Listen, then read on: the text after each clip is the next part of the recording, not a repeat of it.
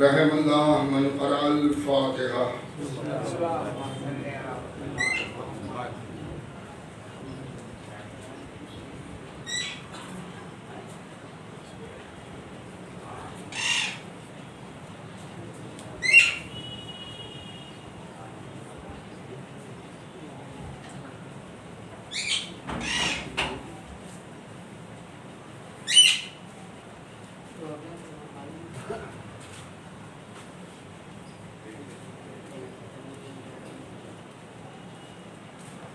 اعوذ باللہ من الشیطان اللعین الرجیم. بسم اللہ الرحمن الرحیم.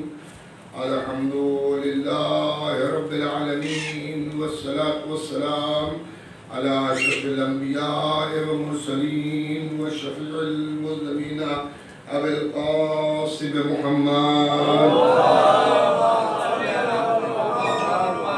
وآلہ الطیبین الطاہرین المعصومین المظلومین من یومنا ھذا الی قیام یوم الدین. اما بعد فقط قال رسول اللہ صلی اللہ علیہ وآلہ وسلم ذکر علی عبادہ صلوات.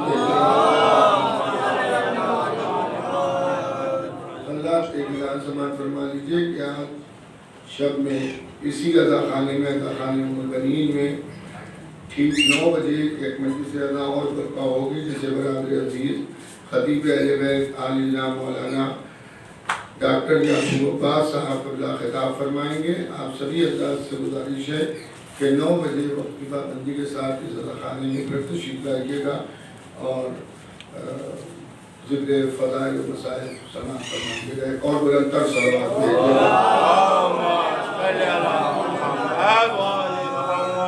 حضرات یہ بھی اعلان سماعت فرما لیں کہ کل کی مجلس جو ہے وہ شب کے بجائے دن میں 11 بجے اسی عزا خانے میں روز اربعین کی مجلس منعقد ہوگی. کل دن میں ٹھیک 11 بجے اسی عزا خانے میں عزا خانے ام البنین میں مجلس منعقد ہوگی. آپ حضرات سے اس میں بھی شرکت کی گزارش ہے. کل شب میں مجلس جو ہوتی ہے وہ دن میں 11 بجے منعقد ہوگی. میں نے جس حدیث شریف کو اس مجالس میں عنوان بیان قرار دیا تھا کہ جس میں پیغمبر اسلام ارشاد فرما رہے ہیں کہ مولا متقیان کا ذکر جو ہے وہ عبادت ہے. میں نے پچھلی مجالس میں آپ کی خدمت میں عرض کرنے کی کوشش کی کہ میں آپ کی خدمت میں عرض کروں کہ مولا علی کا ذکر جو عبادت ہے تو پوری زندگی مولا علی کی جو ہے وہ عبادت الہی اور مسئلہ. یوں تو آپ کو دنیا میں بہت سے ایسے مل جائیں گے جو یہ کہیں یا جن کے لیے کہا جائے کہ ان کی زندگی عبادت الہی اور مسئلہ ہو رہی ہے، لیکن پیغمبر اسلام نے کس کے ذکر کو عبادت قرار دیا وہ امیر المومنین مولا متقیان کے سوا کوئی نہیں ہو جائے گا کہ جن کی زندگی کا ہر پہلو جب بھی اس کے اوپر روشنی ڈالی جائے گی، جب بھی تذکرہ ہوگا تو وہ عبادت الہی ہوگا. اور اس کی وجہ یہ ہے کہ مولا علی علیہ السلام کی پوری زندگی عبادت الہی ہوگی اور کوئی عمل بھی مولا علی نے ایسا انجام نہیں دیا جو خلاف مرضی الہی ہو. حد یہ ہے کہ اگر بستر رسول پر سوئے بھی تو اللہ کو یہ ادا اتنی پسند آئی کہ اللہ نے اپنی مرضیاں علی کے حوالے کر دی. اب علی اللہ کی مرضیوں کے مالک بن گئے. اسی لیے ہمارے علماء خطباء واعظین ذاکرین ہم سب یہ کہتے ہیں کہ اللہ کو راضی کرنے کے لیے یہ دیکھیے کہ علی راضی ہیں یا نہیں ہے. اگر علی راضی ہے تو اللہ راضی ہے اور اگر علی راضی نہیں ہے تو اللہ راضی نہیں ہے. اس لیے کہ اللہ نے اپنی مرضیوں کا مالک علی کو بنا دیا اور علی کے نفس کو خود خرید لیا. صلوات اور بھیجیے گا.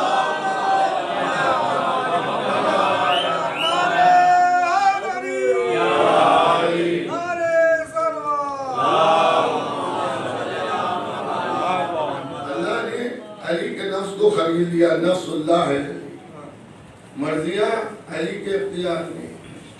اب اگر مولا علی سے کوئی محبت رکھتا ہے تو اسے مرضی الہی مل سکتی ہے. اور جو حضرت علی سے عداوت رکھتا ہے یا ایسوں سے محبت رکھتا ہے کہ جو حضرت علی کے حق و غصب کیے ہیں اور حضرت علی کا دل جنہیں دکھایا ہے، وہ پوری عمر راضی اللہ کرتے رہے. لیکن اللہ راضی ان سے ہونے والا اس لیے نہیں ہے کہ جب علی راضی نہیں ہے تو اللہ راضی نہیں ہے، جب علی راضی ہے تو اللہ راضی ہے. یہی وجہ ہے کہ کچھ لوگوں کے ناموں کے ساتھ 1400 برس سے لکھا جا رہا ہے، لیکن جو لکھ رہے انہیں خود یقین نہیں ہے کہ راضی ہوا ہے یا نہیں ہوا ہے. اس لیے کہ اگر انہیں یقین ہو چکا ہوتا کہ اللہ راضی ہو چکا ہے تو اب راضی اللہ کہنا چھوڑ دیا ہوتا. ایک اور صلوات بھیج دیجیے محمد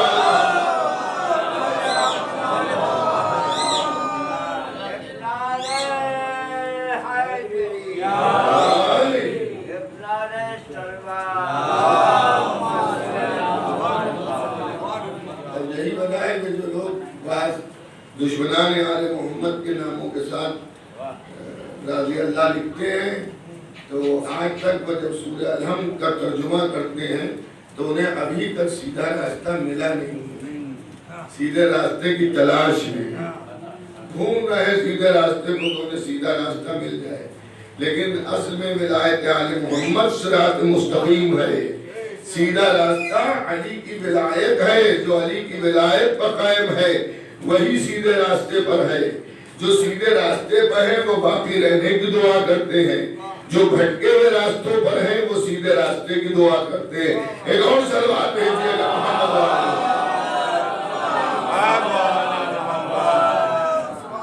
وہ سیدھے راستے پر آنے کی دعا کرتے ہیں. تو عزیزان گرامی، مولا متقیان کی سیرت پاک جو ہے وہ نمونہ ہے. کل میں نے آپ کی خدمت میں عرض کیا تھا کہ ہارون کوفی کے ہاتھ مولا نے دنیا میں بیٹھ کر جنت کا ایک مکان کا سودا کیا اور اس کا جواب دیا گیا کہ آج ہارون مکی ہارون کوفی اسی مکان میں ہے کہ جس مکان کو مولا علی نے فروخت کیا. آج اسی کے اوپر لوگوں کو الجھن ہوتی ہے. ایک طبقہ ایسا بھی ہے کہ جب اس سے جنت کی باتیں کیجیے تو وہ بگڑنے لگتا ہے اور وہ کہتا ہے کہ صاحب جس سے تو گمراہی مل جائے گی اور جنت ولایت آل محمد سے کیسے مل جائے گی. تو اس میں جھگڑے کی بات نہیں ہے. مجلس کا اعلان کیا گیا ہے کہ مجلس ہے درخان ام المؤمنین میں. آپ کو اگر مجلس پسند نہیں ہے اور امام باڑے کی عبادت کرنا آپ کو اچھا نہیں لگ رہا ہے تو کوئی آپ کو پکڑ کے تھوڑی لا رہا ہے. اطلاع دی گئی ہے، سب کو خبر دی گئی ہے. تو اب ولایت علی سے جنت مل رہی ہے. جن کو اعتراض ہے، جن کو جنت نہیں پسند ہے، ان کو بگڑنے کی ضرورت ہی نہیں ہے. وہ بگڑ کیوں رہے ہیں؟ نہیں آپ کی سمجھ میں آ رہا ہے. آپ کہہ دیجئے کہ ہم اس جنت میں نہیں جائیں گے جس میں ملکیت جو علی کی ہے. اچھا حضرات، مولا علی تو بہت بڑی بات ہے. مولا علی کے در پر اگر کوئی اپنے سر کو ایسے جھکا لے کہ مولا علی کے در کا دیوانہ کہا جائے تو بھی وہ دیوانہ بھی دنیا میں بیٹھ کے جنت کا سودا کرتا ہے. مشہور واقعہ بیلول عاقل کا کہ جو مٹی کے گھروندے بنا رہے ہیں اور زبیدہ پوچھ رہی ہے کہ کیا بنا رہے ہو؟ کہ جنت کے مکان بنا رہے ہیں. کیا بیچو گے؟ کہاں بیچوں گا؟ کیا قیمت ہے جنت کی؟ کہ جو دل چاہے دے دے. توجہ رکھیے گا، جو دل چاہے وہ دے دے. تو اس نے اپنا دولت ہار اتارا اور اتار کے بیلول کے حوالے کیا. نہ کوئی رجسٹری ہوئی، نہ کوئی تحریر لی گئی، زبانی سودا ہو گیا. اب وہ حاکم، وہ بادشاہ کہ جو آل محمد کی عداوت میں ڈوبا تھا اور ان کے حق پر غاصبانہ قبضہ کیے تھا، وہ کہتا ہے کہ زبیدہ دنیا میں سودے بہت دے گا، ایسا سودا نہیں دے گا. تم نے جنت کا مکان 9 لکھ ہار دے کر خرید لیا، لیکن نہ جنت کا مکان دیکھا، نہ کوئی تحریر لی. کیا دیکھ اس میں تیرا کوئی دخل نہیں ہے. ہار میرا تھا، سودا میں نے کیا.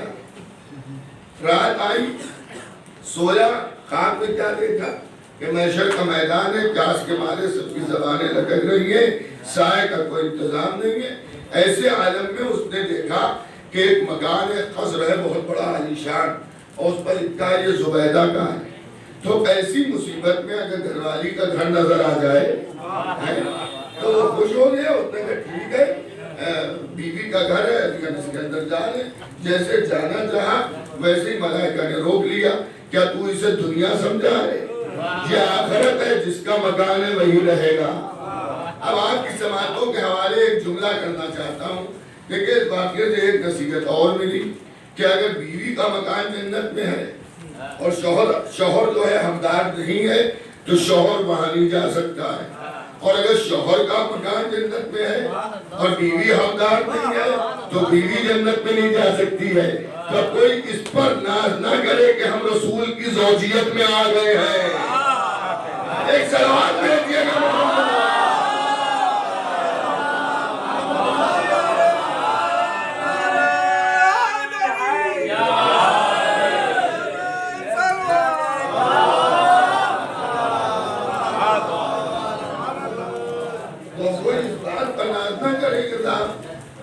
ہم نبی کی زوجیت میں ہے تو ہمیں بھی جنت کا مکان ملے گا. وہ عقیدہ و ایمان کی بنیاد پر ملے گا, عمل کی بنیاد پر ملے گا, ولایت آل محمد کی بنیاد پر ملے گا. تو عزیزان گرامی وہاں جگہ ہے, تو سودا جو ہوا ہے آج دن میں وہ سودا تو صحیح ہوا ہے, مکان بھی ہے, تو ہم بھی کون ہے ایک مکان یہاں بنا دیں. سواری کسوائی, پھر دوسرے دن نکلا, پھر بہلول بیٹھے ہوئے وہی کر رہے ہیں جو کل کر رہے. اس نے پوچھا بہلول کیا کر رہے ہو؟ تو بھائی جنت کے مکان بنا رہا ہوں. بیچو گے؟ کہاں بیچوں گا. کتنے کا بیچو گے؟ جیسے زبیدہ نے پوچھا تھا کتنے کا بیچو گے, اتنے بھی کہا کہ انہیں پوچھا کتنے کا بیچو گے. آج بہلول نے کہا تیری پوری سلطنت. بہلول دنیا میں مہنگائی ہوتی ہے, ایسی تھوڑی ہوتی ہے کہ ایک دن میں اتنا مہنگا ہو گیا مکان, کل جو چاہے دے دے. اور آج پوری سلطنت بہلول جواب دیں گے کل غیب پر ایمان رکھ کے سودا ہوا تھا, آج دیکھ کے سودا ہو رہا. اور جب یہ حق اہل بیت پر ناصب ہے, حق اہل بیت کا ناصب ہے, تو جب تک کہ یہ حق آل محمد کو نہیں چھوڑے گا, یعنی جو سلطنت ہے وہ حق ہے آل محمد کا, اس وقت جنت کیسے کی گئی. تو سودا ہوا نہیں. جو آل محمد کے مقابل سلطنت کے چکر میں آ گیا ہو جنت کا خریدے گا سلطنت کے بدلے. اگر انہیں لوگ بیوقوف کہتے تھے, لیکن اصل میں جو انہیں بیوقوف سمجھے وہ سب سے بڑا بیوقوف. بہلول عاقل تھے, عقل مند تھے, اور انہیں نے دربار میں مناظرے کیے اور عملی طور پہ اپنے اپنے انداز سے مناظرے کیے. ایک دن یہ دربار میں پہنچے, دربار خالی تھا اور بادشاہ ابھی نہیں آیا تھا, اور لوگ بیٹھے تھے, اس کے جو چمچے تھے سب بیٹھے تھے. تو یہ جا کے وہیں پر بیٹھ گئے جہاں پہ بادشاہ بیٹھتا تھا. لوگوں نے بادشاہ کی خوشنودگی میں مارنا شروع کیا. ارے وہاں بیٹھ گئے جہاں بادشاہ بیٹھا. یہ چیخنے لگے. بادشاہ نے جو آواز سنی تو ہوتا ہوا آیا, نہیں مارو پہلو اٹھا, مگر یہ روتے رہے, چیختے رہے. تو بادشاہ نے اسے پوچھا کہ یہ بتا کیا زیادہ چوٹ آ گئی؟ تو انہوں نے کہا نہیں چوٹ تو زیادہ نہیں گئی. کبھی رو تو رہا اتنا کہ میں اپنے اوپر نہیں رو رہا ہوں, تمہارے اوپر رو رہا ہوں. کہانی ہو گئی کیا کہ میں تم پر رو رہا ہوں. بیٹے تم اور رو مجھ پر رہے ہو. کہاں رو تم پر اس لیے رہا ہوں کہ میں تھوڑی دیر کے لیے تمہاری جگہ پر بیٹھ گیا تھا, تو میں اتنا پٹا, تم برسوں سے اہل رسول کی جگہ پہ بیٹھ گئے ہو, تم کتنا پٹو گے. اور سلوات بھیج دیجیے.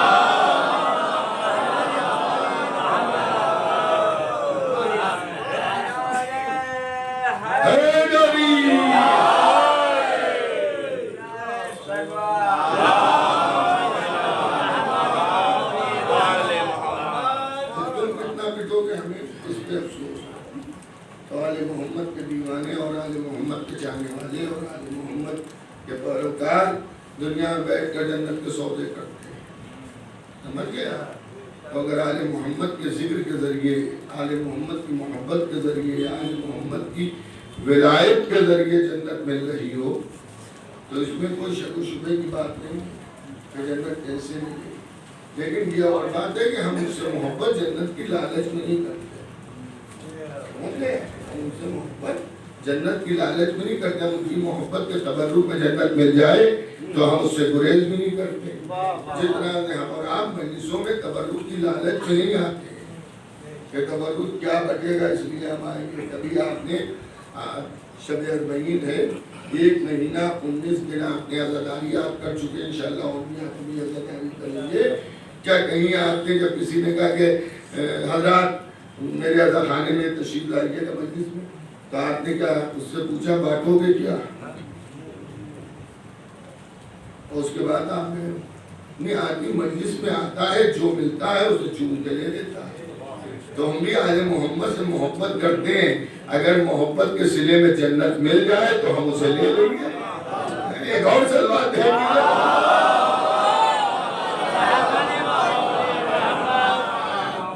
امام حسین کی محبت میں مجلسوں میں ہم اہل بیت کی ولایت ہمیں جیت کے آتی ہے، ورنہ اس مصروف زمانے میں کسی بات اتنا وقت نہیں ہے کہ وہ کسی کے گھر جائے، لوگ شادیوں میں نہیں جا پاتے لیکن مجلس تو بلایا جاتا ہے، اور تو لوگ کوشش کرتے ہیں بغیر بلائے لوگ آ جاتے ہیں۔ عمومی مجلس کا اگر اعلان ہے تو آدمی پھر اس میں نہیں کہتا ہم سے نہیں کہا ہے، مخصوص مجلس کی بات الگ ہے، عمومی مجلس میں وہ یہ نہیں کہتا کہ ہم سے نہیں کہا ہے، نہیں آپ نے اعلان سنا کسی مومن نے کہا کہ بھائی آج 5 شب میں مجلس ہے، آپ نے کہا اچھا کیا ہم بھی چلیں گے، تو یہ کون سی چیز آپ کو لا رہی ہے؟ یہ ولایت آل محمد لا رہی ہے، یہ محبت اہل بیت لا رہی ہے، اور اس محبت پر اللہ کا شکر ادا کیجئے کہ اللہ نے آپ کو منتخب کیا آل محمد کی ولایت کے لیے، آل محمد کی محبت کے لیے، ورنہ ایسے بھی مسلمان ہیں جو یزید کو مان رہے ہیں، سمجھ گئے آپ، وہ بھی مسلمان ہیں، وہ سورج سے بھی مسلمان لگتے ہیں اور صورتوں سے تو وہ بڑے مسلمان لگتے ہیں، جو کہ ان کی ریش مبارک بہت بڑی بڑی ہوتی ہے۔ ایک اور سلوات بھیج دیجیے۔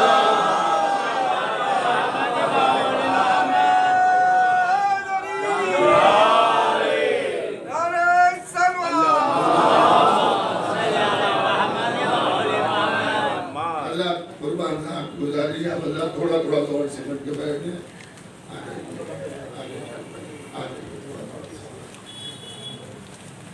جہاں اپنے گھروں سے یہاں تک آئے انشاءاللہ مولا آپ سب کی حفاظت فرمائے۔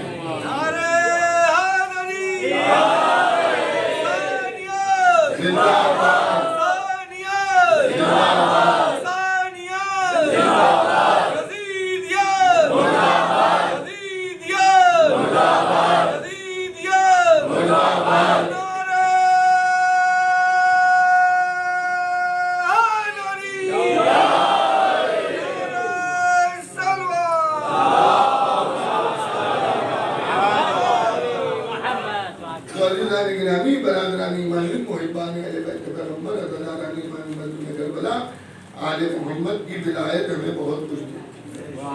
میں نے آپ کی خدمت میں پچھلی مجلسوں میں جو حضرات تشریف لا رہے تھے ان کے علم میں یہ بھی ہے کہ یہ وہ در ہے کہ جہاں جس نے بھی آ کر ہاتھ پھیلایا، یہ تو بڑی بات ہے کہ کہنا زبان سے، ان کا در تو وہ در ہے کہ جہاں اگر انسان نے ارادہ کیا تو انہوں نے اسے عطا کر دیا۔ معصومین کی سیرت پاک میں ملتا ہے کہ اکثر لوگ اپنی ضرورتیں لے کر امام کی بارگاہ میں آئے اور امام عالی مقام میں بیت الشرف سے باہر مل گئے۔ حضرت بیت الشرف سے باہر تشریف لیے جائے، انہوں نے سلام کیا، قدم بوسی کی اور وہ پیچھے پیچھے چل رہا ہے، لیکن اس کی ہمت نہیں پڑ رہی کہ امام سے کیسے کہیں۔ وہ ایسے بھی خوددار غیرت مند ہوتے ہیں کہ جو کسی کے بعد اپنی حاجت دے کے جاتے ہیں لیکن کہہ نہیں پاتے۔ کبھی کبھی ایسا ہوتا ہے کہہ نہیں پاتے، آئے تو اس ارادے سے کہ کچھ کہیں گے آپ سے، لیکن کچھ ضمیر گوارا نہیں کر رہا ہے یا کوئی موقع نہیں ملا کہ میں آپ سے کہوں۔ میں تنہائی میں آپ سے کچھ کہنا چاہتا تھا، وہاں آپ کے ساتھ اور بھی افراد تھے۔ تو عزیزان گرامی، ایسے حالات میں بھی اماموں کے زمانے بھی افراد ملتے ہیں۔ ایک شخص ہے جو کہتا ہے کہ کئی غربت کی مصیبتیں مجھے گھیرے میں، بھوکا بھی ہوں، کثیر العیال بھی ہوں، مقروض بھی ہوں، پریشان حال بھی ہوں، کافی ضرورتیں ہیں. میں نے چاہا کہ مولا سے جا کر اپنی حاجت کو بیان کریں اور مولا میری حاجت کو پورا کرے. توجہ کیجیے، مولا میری حاجت کو پورا کرے. مولا کے پیچھے پیچھے چلا جا رہا ہے، اسے سوچ رہا ہے کہ کیسے کہوں، کیا کہوں. کہ مولا نے ایک مرتبہ ارشاد فرمایا ذرا زمین پر ہاتھ مار اور جو مل جائے اس کو کھا لے. اس نے زمین پر ہاتھ مارا اور مٹھی بند کی، ورنہ مجھے کیا ہے. کیا مولا آپ نے فرمایا تھا جو مل جائے اٹھا لینا، اس میں سنگریزے، پتھر، ریت، مٹی وہی ہے. یعنی ذرا غور سے دیکھ، اس میں جواہرات ہیں. اب جو اس نے کھول کے دیکھا ہے وہ تو کیا دے گا، بیش قیمتی جواہرات ہیں. وہ کہنے والا کہتا ہے کہ امام نے فرمایا جا، میں نے تجھے اتنا دے دیا ہے. ایک صلوات بھیجئے.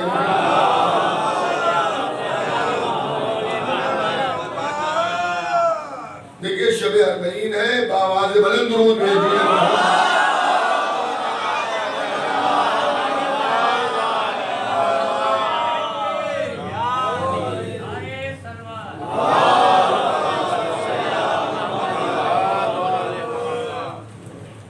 اب جو اس نے دیکھا تو جواہرات، امام نے فرمایا کہ تیری جو بھی ضرورتیں سب ضرورتیں پوری ہو جائیں. وہ کہتا ہے خدا محمد کی قسم، جتنا میں نے سوچا تھا کہ اتنا اگر مل گیا تو قرضے ادا ہو جائیں گے، لباس بن جائے گا، بیوی بچوں کی جو ضرورتیں ہیں وہ پوری ہو جائیں گی، تو مجھے اتنا ہی مولا نے عطا کر دیا. تو دربار یہ نیک نیتی سے آئیے تو مانگنے کی بھی ضرورت نہیں ہے.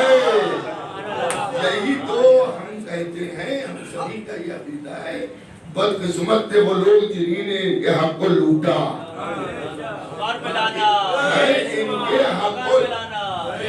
ان کے حق کو جن لوگوں نے لوٹا وہ سمجھئے بدقسمت تھے.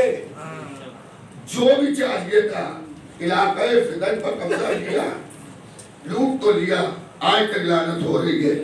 لوٹا آج تک لعنت ہو رہی ہے. اگر ان کو علاقہ فدن چاہیے بھی تھا تو در سیدہ پر حسنین کا صدقہ کہہ کے مانگ لیتے،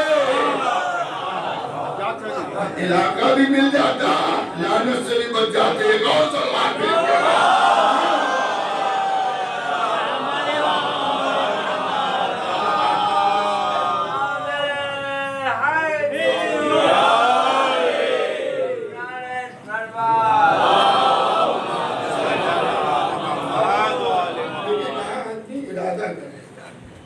خدمت میں ایک واقعہ عرض کروں، اور جو مجھے مرحوم بابو صاحب بھی آپ ہی کے محلے کے ہیں، مرحوم ہو چکے مولانا نذر عباس صاحب کے والد میرے عزیزوں میں ہوتے تھے، پھپھا ہوتے تھے.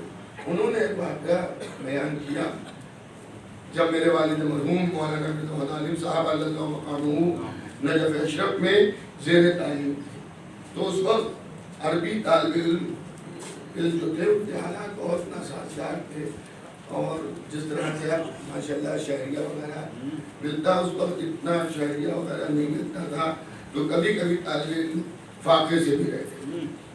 تو کہا ایک دن ایسا ہوا کہ بھوک کی شدت بہت زیادہ تھی، اب برداشت نہیں کی. تو انہوں نے اپنے ایک عزیز کا ارادہ کیا کہ چلو اس وقت کھانا ممکن ہے، کھا لیں. اگر لکھنؤ کی تہذیب میں یہ چیز داخل ہے کہ آدمی بھوکا بھی ہے تب بھی آپ نے کہا کھانا کھا لو اور کھا کے آئے. آج بھی ایسے خوددار لوگ ہیں.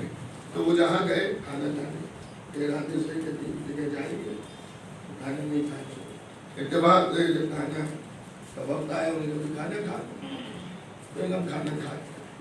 اتفاق کی بات یہ کہ انہوں نے بھی زیادہ زور نہیں کیا، اور جیسے بھوکے گئے تھے ویسے بھوکے واپس آئے.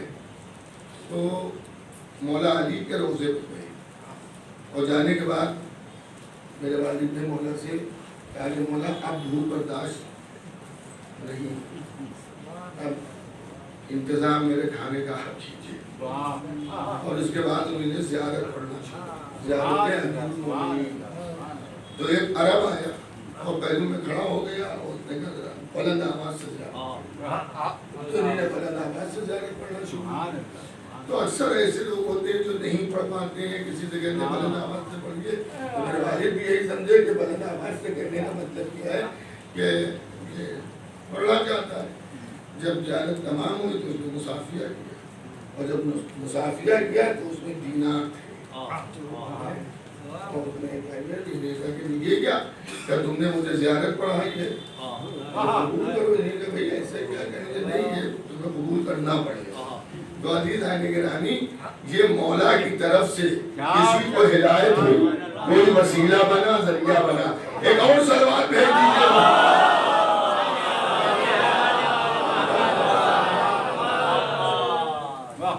عزیزان گرامی، تو ایسے واقعات سبھی کے ساتھ موجودانی کے ساتھ. مثلا میرے ساتھ کسی نے مجلس پڑھوا کے نذرانہ دے تو سمجھ میں آتا ہے کہ لوگ ثواباً نذرانہ دیتے ہیں، لیکن کوئی ملے اور مل کے یہ کہے کہ آپ کی فلاں جگہ کی مجلس میں ہم شریک تھے تو مجھے بڑی پسند آئی وہ مجلس، اور اس کے بعد وہ مسافرہ کرے، تو یہ سمجھ لیجیے جو آپ کی ضرورت ہے اسے اہل بیت پورا کر رہے ہیں. ایک اور سلوات بھیجیے گا.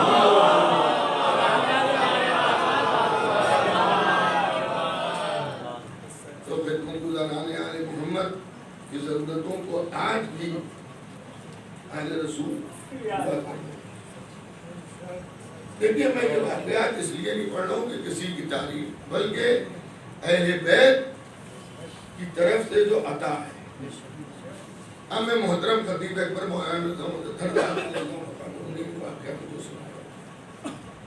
اور وہ ہم سب خطیبوں کے لیے اور ذاکرین کے لیے نصیحت کے طور پر سالانہ مجالس میں جایا کرتے تھے. اس زمانے کے سالانہ مجالس میں کافی علماء تحقیقی ہوتی تھی، 4-4 5 6 6 دن مجالس ہوتی تھی لگاتار. تو وہاں پہ جو نذرانہ ملتا تھا وہ اتنا قلیل تھا کہ اب اپنی جیب سے بھی اس میں خرچ ہونے لگا تھا. یعنی کرایہ وغیرہ میں جو نذرانہ ملا اس میں تو سب بیٹھے تھے. تو یہ بات ہوئی کہ اب ٹھیک ہے انجمن کے صدر صاحب سے کہا جائے کہ بھائی نذرانہ اتنے دنوں سے وہی چل رہا ہے، کم از کم اتنا تو ہو کہ اپنی جیب سے نہ خرچ ہو.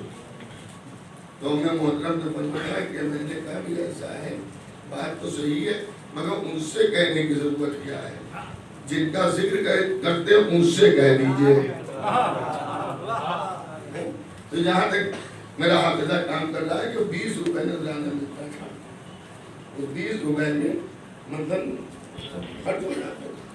تو وہ حاضری ہوئی اور تب نے کہا ٹھیک ہے تم مولا ہی سے کہو. تو ٹھیک ہے مولا سے کہو، اس کو ضرورت ہے وہ مولا اس کی ضرورت کو پورا کریں گے. خیر سب ہنسی مذاق میں بات ختم ہو گئی. لیکن جب سب مجلسیں پڑھ گیا اور اتفاق کی بات تھی کہ لوگ اکٹھا جاتے بھی تھے اور پھر ٹھہرتے تھے اور یہ واپس آتے تھے. تو اتنی سہولتیں نہیں تھی سواریوں وغیرہ کی. تو جب واپس آنے لگے سب تو انہیں نے لفافے دیے. تو وہاں تو لفافہ کسی نے نہیں دیکھا، لیکن ایک دوسرے نے یہ ضرور کہا کہ مولا سے کہا تھا کہ یہ دیکھیں کیا ہوتا ہے. جب اسٹیشن پہنچے اور وہاں لفافے کھولے اور ٹکٹ کے لیے پیسے نکالے تو 70 روپے تھے اس میں. 20 کے 70 روپے. تو عزیزان گرامی اگر آدمی نیک نیتی سے ان سے لو لگاتا ہے تو یہ ذریعے پیدا کرتے ہیں. ایک سلوات بھیجیے گا.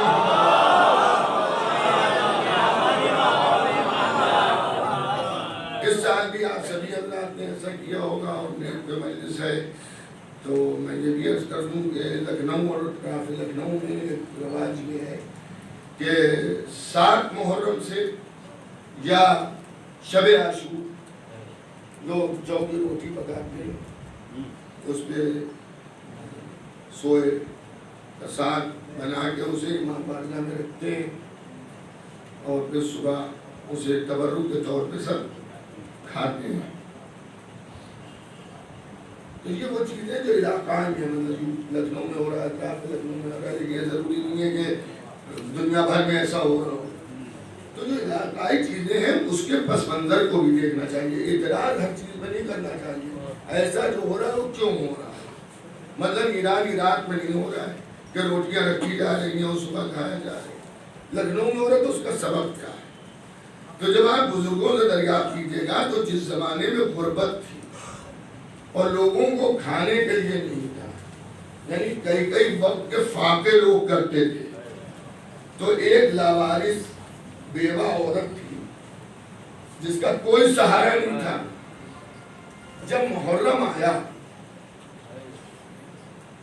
اور پہلا عشرہ آیا اور اسے کھانے کو کہیں سے کچھ ملا تو اس نے اپنی روٹیاں جو بھی کھانے کو ملا تھا اسے امام بارگاہ نے تعزیے کے نیچے رکھی اور رکھ کے مولا سے کہا، مولا اب بھوک برداشت نہیں ہوتی ہے، میں نے اپنے کھانے کو آپ کے حوالے کیا ہے، اب میں بھوکی نہیں رہوں. اور صاحب مولا نے اسے سال بھر بھوکا نہیں رکھا. تو دوسرے سال بھی یہ کیا. اچھا، فقیروں کا ایک مزاج ہوتا ہے، وہ یہ ہوتا ہے کہ جہاں جو انہیں ملتا ہے تو دوسرے فقیروں سے بھی وہ کہتے ہیں. آپ اسٹیشن پہ کبھی جائیں اور کوئی کسی سے مانگے وہ دھتکار دے اور دوسرا فقیر اس کے پاس نہیں آئے گا، لیکن اگر کسی نے کچھ اسے دے دیا تو تھوڑی دیر کے بعد 2-4 اور آئیں گے اور 6-7 آئیں گے اور آپ ہو سکتا ہے پریشان ہو جاؤ بعد میں کہ آپ ادھر نہیں آئے، کتنا بیٹھے دے چکے سب کو. تو ایسا ہوتا ہے. تو یہ کیسے ہوتا ہے؟ ایک دوسرے سے کہتا ہے. تو اس عورت نے، اس مومنہ نے دوسری ایسی عورتوں سے ذکر کیا جو بھوکی رہتی تھی اور ان کا رزق جو تھا وہ فراہم نہیں ہو پاتا تھا. تو انہوں نے یہ عمل کیا اور اس کے بعد پھر یہ سلسلہ عام ہونے لگا. جن لوگوں کو رزق تھا بھی انہوں نے بھی اپنے رزق کی حفاظت کے لیے کامرائز ہو گیا. اور الحمدللہ اس دور میں میں یقینی تو نہیں کہہ سکتا لیکن اب وہ زمانہ نہیں ہے کہ آدمی اس طرح سے 2-2 دن غربت کی وجہ سے فاقے سے گئے. اگر کسی بات نہیں ہے تو آس پڑوس میں ایسے مخیر لوگ ہیں جو اس کی مدد کر دیتے ہیں. تو کل بھی آل محمد کے در سے مل رہا تھا اور آج بھی آل محمد کے در سے. اور اب دامن وقت میں گنجائش نہیں ہے، ورنہ میں آپ کی خدمت میں اور واقعی ایسے سناتا کہ جو موجود ہیں افراد جنہیں نے گواہ بنایا مجھے کہ ان کے حالات کیسے تھے اور اب کیسے حالات ہیں. کھانے کو نہیں تھا. 8 محرم کو کسی طرح سے 2 پراٹھے پکا کے اس کے اوپر نظر عباس دلوائی. آج ماشاءاللہ سے مولا نے اتنا عطا کیا کہ بمبئی کے اندر گھریلو مجلس، یعنی گھر کی مجلس میں اتنا مطلب میں نے نہیں دیکھا. 2,500 ہزار لوگوں کو کھانا کھلاتے ہیں، پورا روڈ بند ہو جاتا ہے. اور انہوں نے مجھے خود بیان کیا کہ میں نے پہلی بار یہ مجلس کی تو کیا حالات تھے، اور کوئی برسوں پرانی بات نہیں ہے، نوجوان آدمی جب بمبئی کے دنگے ہوئے تھے اس وقت واقعہ ہے. اور اس وقت ماشاءاللہ کے کئی سال سے میں اس مجلس کو پڑھتا ہوں اور اس کے اندر جو ہے کئی ہزار آدمی جو ہے کھانا باقاعدہ بیٹھ کے کھانا کھاتا ہے. تو آج بھی دریا محمد سے بھوکوں کو کھانا دیتا ہے.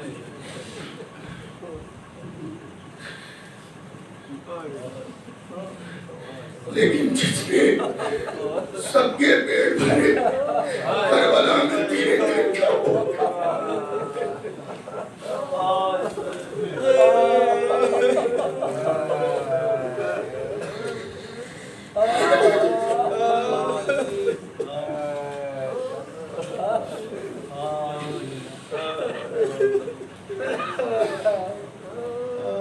حضرات آج شب عربی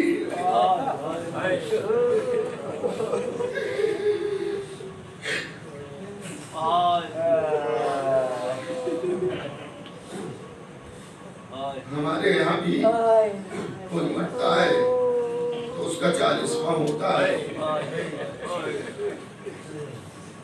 40वें में गरीब से गरीब हूँ, ज्यादा नहीं, थोड़ा ही बहुत खाना पका के अपने मुर्दे की नजर दिलवाता है। मुर्दे की नजर से पहले इमाम हुसैन की नजर होती है। लेकिन आप जानते हैं ना,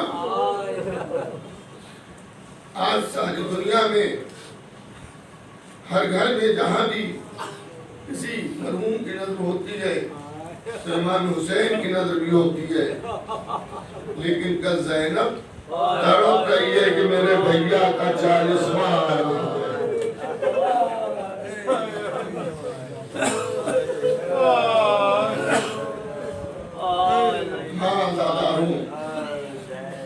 इमाम पर होने वालों। देखिए, मैंने कल भी एक बात अर्ज की थी कि पिछले साल गुमान में भी ये नहीं था कि इस साल आशूरा हमारा ऐसा होगा जैसा हुआ। तो हर वक्त को गनीमत समझिए, आइंदा क्या होने वाला है कि अल्लाह ही बेहतर जानता है। तो फर्ज अदा पर इस तरह से रोइए कि अगर आगे मौका ना मिले तो शर्मिंदगी ना हो।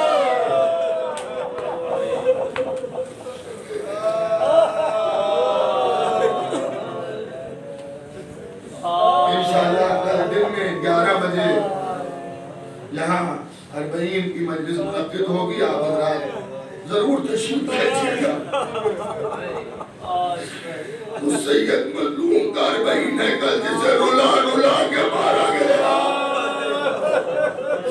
और खुद जितने वक्त में वसीयत भी की, सज्जाद जब मदीने जाना तो मेरे चाहने वालों से कह देना कि जब मेरा जिक्र मुसीबत हो तो अपनी आवाजों को बुलंद कर करके रोना, इसलिए कि मुझे रोला रोला के मारा गया।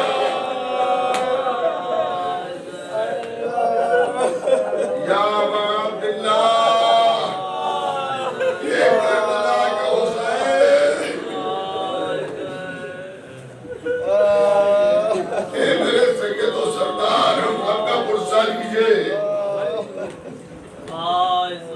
कल दिन में 11 बजे इंशाअल्लाह अरबईन के मसाइल सुन लीजिएगा। तो बीवी का जिक्र मजलिस तमाम हो जाए कि जिसका इम्तिहान बहुत सख्त था, जिसको हुसैन का इम्तिहान खत्म हुआ है, ज़ैनब का इम्तिहान वहाँ से शुरू हुआ है।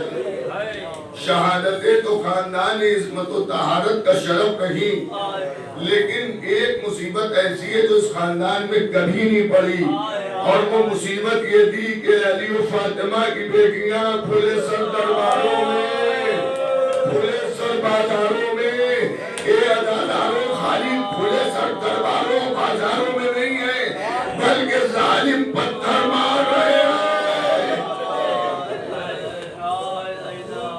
कभी आप सोचिए, बहुत कीजिए, देखिए हम किताबों में नहीं लिखी होती है, इंसान अपनी निजी जिंदगी में भी उस पर गौर करता है। अगर किसी की तरफ कोई पत्थर मारता है तो एकदम से इंसान का हाथ बुलंद होता है और उस हाथ पर उस पत्थर को रोकना चाहता है। किसी ने पत्थर फेंका, वो शय आपकी तरफ आ रही है, हाथ से आप रोकेंगे। करबला में एक बच्चा इस तरह से भी शहीद हुआ। बहुत सी शहादतें नहीं पढ़ी जाती हैं। आइए उस मासूम बच्चे का भी जिक्र हो जाए और जनाज़ा उसे भी हम पेश कर दें। जब इमाम हुसैन अलैहिस्सलाम घोड़े से गिरे हैं और मुनादी ने निदा दिया, ला क़ुतल हुसैन बि करबला, तो चलते हुए खेमों से कमसिन बच्चा अपने हाथों को फैला के ये इरादे से दौड़ा कि मेरे आका को कत्ल न करो, और ये सोच रहा था कि जो तलवार हुसैन पर गिरेगी उसे मैं अपने हाथों पर रोक लूंगा। अरे एक जालिम ने चिल्लाए कमान में तीर जोड़ा और बच्चे की पेशानी का निशाना लिया। बच्चे ने तीर को अपने हाथ से रोकना चाहा, अरे तीर हथेली पर लगा, पेशानी में उतर गया।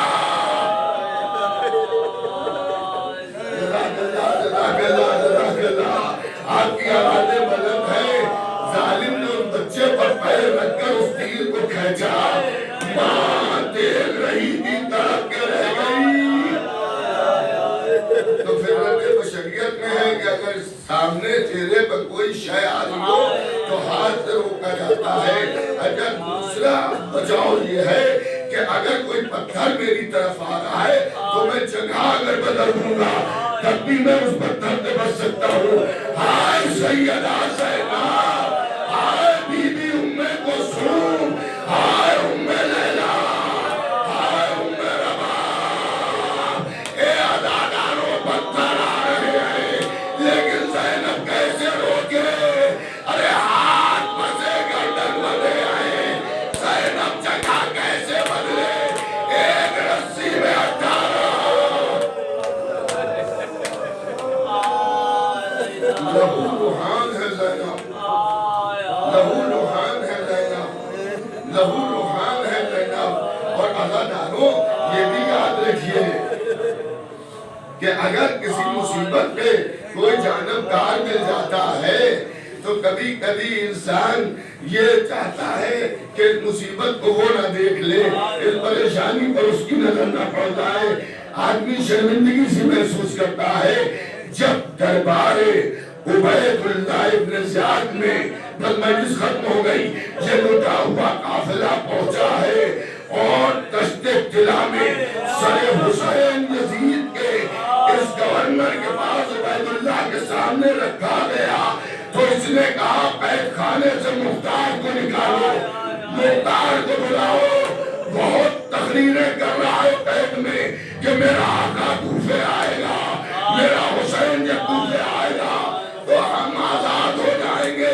بلاؤ مختار کو کہ حسین آ گئے۔ لوہے میں چکڑے ہوئے مختار دربار عبید اللہ ابن زیاد میں لائے گئے تو ایک مرتبہ عبید اللہ کہتا ہے مختار تمہارا حسین کب آئے گا؟ کہ عبید اللہ میرا حسین آئے گا، میرا مولا آئے گا۔ کہے عبید اللہ میرا آقا ضرور آئے گا۔ کہ مختار حسین تو آ گئے، کہ اگر حسین آئے ہوتے تو تو یہاں نہ بیٹھا ہوتا۔ تو ظالم نے نظر چھڑی سے حسین کی سر کی طرف اشارہ کیا۔ مختار نے کنجیوں سے دیکھا، حسین کا سر دیکھ کر پہچان گئے، یا علی کا ہتھکڑیاں بیڑیاں دور نہیں، چھپے تلوار ہاتھ میں لی۔ ادھر امام سجاد کی آواز آئی مختار ٹھہر جاؤ، مگر مختار پیچھے مڑ کے نہ دیکھنا۔ ارے علی کی بیٹیاں بے منگنا چادر ہے، اے مختار گھر اجڑ گیا، اے مختار۔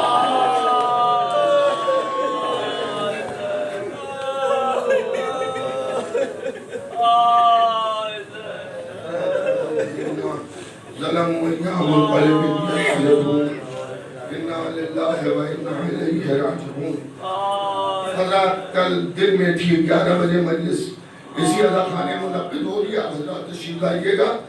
اور پرسوں رات میں 7 بجے جو وقت ہے مجلس کا 21 سفر کو شب میں منعقد ہوگی، کل دن میں 11 بجے ہو۔ اور ابھی 9 بجے اسی عزا خانے میں ایک مجلس ہے، 8:30 بجے اسی عزا خانے میں ایک مجلس عزا منعقد ہوگی جسے برادر عزیز مولانا ڈاکٹر یاسوف باز صاحب خطاب فرمائیں گے، اس میں بھی آپ سے شرکت کی گزارش ہے۔